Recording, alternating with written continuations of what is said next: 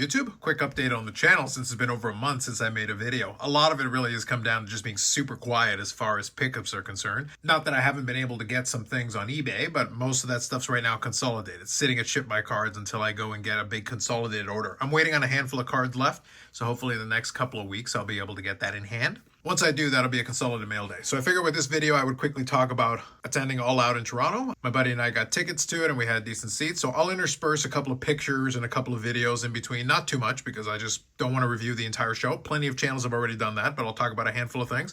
I do have one or two pickups here that I'll quickly showcase in this one. And then I'll also talk about a couple of plans for some of the stuff that's coming up in the next couple of weeks, especially after the pickups come in, because I do have some nice stuff from Metal. And then we do have this week also, kind of news-wise, not a lot of news overall, but we do have the release of Topps Finest, WWE, coming up this week, which is going to be a good one, especially if you're looking for a contrast to kind of the Cactus Jack, which again, I wasn't a super big fan of. This is more of a kind of a traditional, although I will say at $400 US per box, it really does feel kind of like we're still leaning very heavily into breaker territory. So best of luck to you if you want to get in on some of the characters with the breakers. The checklist, I've taken a look at it. It's not a bad checklist. You got the tiered base set and everything. So, and you do have some autographs and you do have obviously the parallels and everything, but I think it's going to be tough depending on the character you're looking for. Like even I still pick up some of the JC Jane stuff for some of the older sets and everything. I'm basically going to pick up some singles. I think she only has the base set and the parallels. So in reality, it's going to be very easy for me. There's no point in me participating in breaks because the likelihood of getting anything is very low. And with the box price, that would just be really tough. But anyway, let me show off the first card here. And as I do, I'll also talk about All Out just a little bit, really briefly. And then I'll also show off just a picture of one of the items that I picked up. I did grab some merch since really we get basically one or two big shows kind of in this neck of the woods per year. And All Out itself was a pretty good show. It was fun to watch. So I'll talk about a handful of matches as I kind of go through this. So this first card here is actually Jamie Hayter from 22 Metal Universe. So the previous Metal Universe. We got the autograph here. Previous design there for the Metal Universe. The new Metal Universe I think is pretty solid. I may, as I said previously, open a box or two more down the road, but it really comes down to me getting a box at the price point that makes sense, especially after the initial release. A lot of the stuff, if you moved a couple of the singles, that was the best time.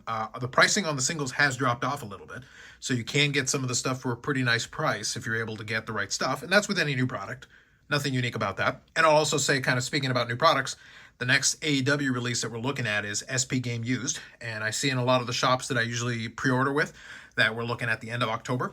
So I'm crossing my fingers. That's already kind of a delay of about a month, which is to be expected at this point. You should pretty much expect delays at this stage. But end of October is unfortunate. I would rather it be a couple weeks from now, but regardless, if we stick with the end of October, I'm crossing my fingers. If that happens, then that should be fine because that'll be in time for the Toronto Fall Expo, which is beginning in November. So I would love to be able to get a couple of boxes at the show, and definitely at the price point, I'd probably grab a couple of boxes, definitely there, and I wouldn't mind opening that up for the channel as well. So overall this week, as I said, we got Topps Finest, which should be interesting with the breaks, and then as I said, probably by the end of October, we'll have SP Game Used. In between, with the next couple of weeks, I'm hoping to have a couple more pickups, that big consolidated one, and there's a lot of good stuff in there. Some of the tougher cards that I was able to pick up from Britt Baker, so we'll definitely have some stuff that we can showcase, but in the meantime, that's basically what I'm waiting on, and the reason why I haven't had any other videos. Now, quickly talking about All Out a little bit more, so obviously Hayter was featured in one of the main matches there, which gave a new title change. So Chris Statlander is the AEW Women's World Champion, which I actually think was a good surprise, so to speak, and I did like the fact that she used the pin that Wheeler Yuta has kind of been utilizing. In the post-media scrum, actually, Tony Khan kind of telegraphed this really hard because he kind of hosted. He's always a little awkward when he hosts this stuff. It's very weird. But anyway, he kind of basically telegraphed it by asking Chris Statlander about using that, which is to say basically like, okay, you're aligning yourself a little bit with the Death Riders. Like everything else, I'm happy that there is that change. Toni Storm doesn't need the championship at this point. Her character is strong enough that she can feud with anybody for any reason. She's already a four-time champion, has had the championship for over 600 days. She's actually done tremendously well with that character and with being a four-time champion. So right now, it's good to have somebody else, especially like an AEW kind of original, to actually have the title. And the character work is going to be the important part. It's what you do now going forward. The win is interesting. It brings the spotlight to somebody else and gives you the opportunity for some new feuds, so that's good. But then what you were looking for is we want to see basically what happens with the follow-up character-wise. That's basically what you want to do. You want to develop the character a little bit. Because Hangman is a perfect example of this, is another AEW original that had a bit of a path, a journey, and now Hangman is a stronger character than he would have been a couple of years ago prior to a lot of the character development that he had.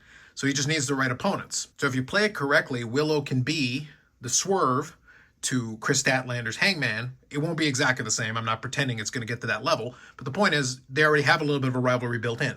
Now you include the championship involved in it, and if you play that feud correctly, there's an opportunity there. There's Harley Cameron kind of hanging around as a character that could be sacrificed if Chris Statlander gets more heelish. So, like I said, I'm not going to spend too much time talking about that element of it, but I think as a viewer, it does offer some opportunities. So we'll see basically what they do with them. I've been enjoying the AEW programming recently, but as is always the case, I do take advantage of the fact that with the streaming options, I can fast forward through segments that don't interest me or promos that don't interest me. So it allows me to just kind of watch the show in the way that I want to watch it. I don't have to spend more time on segments or matches that don't interest me, which actually just makes the show easier for me to digest. I don't have to sit there and watch the whole show in real time. I can watch the parts that interest me. The good news is most weeks, there's enough there that does interest me, so I can kind of watch and follow the shows week to week and still get my fill out of it. Now, in addition to kind of checking out, so hopefully while I've been describing all that, I was showing a couple of pictures and everything, or maybe a couple of videos from the show. So we had decent seats to the show, and one of the things that I did pick up as far as merch is concerned, I did decide to get one of the autographed turnbuckles, which actually included Chris Statlander on it, so very appropriate for when that ended up happening. Long lines to get some of the merch, but it was a good show overall. I think the crowd had a lot of fun with it, and it was enjoyable. Too long, like a lot of the pay-per-views are honestly too long, but there was enough going on. They kept it interesting for us that were there watching the show live, so very enjoyable. Second card here is also Jamie Hayter. This one is from the New Metal Universe. So this one here is the Essential Credentials Now, which I actually think they did a great job designing these. I do like the Essential Credentials.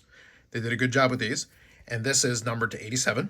So kind of what I talked about in the preview is that the numbering works both ways. So you've got the Essential Credential Now and the Essential Credential Future.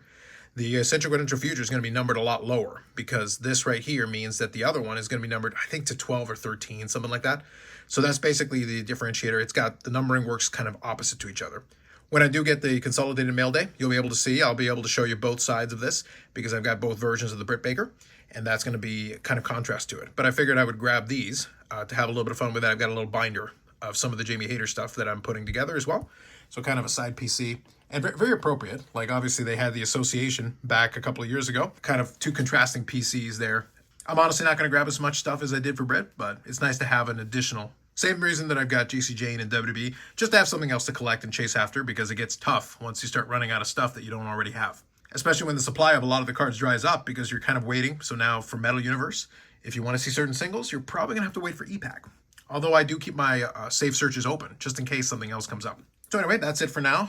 Those two pickups are my current stuff there. They were kind of sitting on my desk for a while, so I wanted to make the video kind of updating things. All that was a lot of fun, as I mentioned, so enjoyed checking out the show. Enjoyed picking up that turnbuckle, that kind of fun piece to have displayed kind of in the office. But at the same time, card-wise, things are still moving along slowly. Been picking up some singles here and there.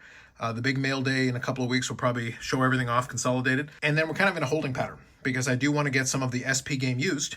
The Finest doesn't interest me because, as I said, I really only collect one character. So buying, a $400 US box isn't really worth it for me. Getting into breaks for one character again, where there's just the parallels really, is also not really worth it for me. But good luck to those that are participating in the breaks. It is got a little bit of a more expensive product still. And I expect a lot of the products coming out of Fanatics will still be on the expensive side. So I'll be kind of sitting back and waiting for my opportunity for the next product that I end up picking up, which at the moment looks like it's going to be late October, early November. So we'll definitely see what that ends up looking like. So if everything goes according to plan, I'll probably grab a box or two for release day, whenever that ends up being. And then we'll kind of see from there if I'm able to grab any more at the card show, assuming the stuff is there on time. So that's it for now. At least I had a video out. It's been over a month since the previous one, so I wanted to have something on the channel. I'll try to put something together, probably before the next mail day. We'll see if I'm able to find anything that would be worthwhile to talk about in terms of that. Maybe we'll talk a little bit more about it once some of the Topps Finest starts getting open to see if we find any trends or anything interesting happening with that stuff, especially since I think some of the superfractors will probably be pretty interesting with what happens with that. Aside from that, more videos coming up on the channel here. Cadence is a little bit depending on what's going on. Otherwise, that's it for this one. Like if you like the video, subscribe to the channel. Thanks very much, and we'll catch you in the next one.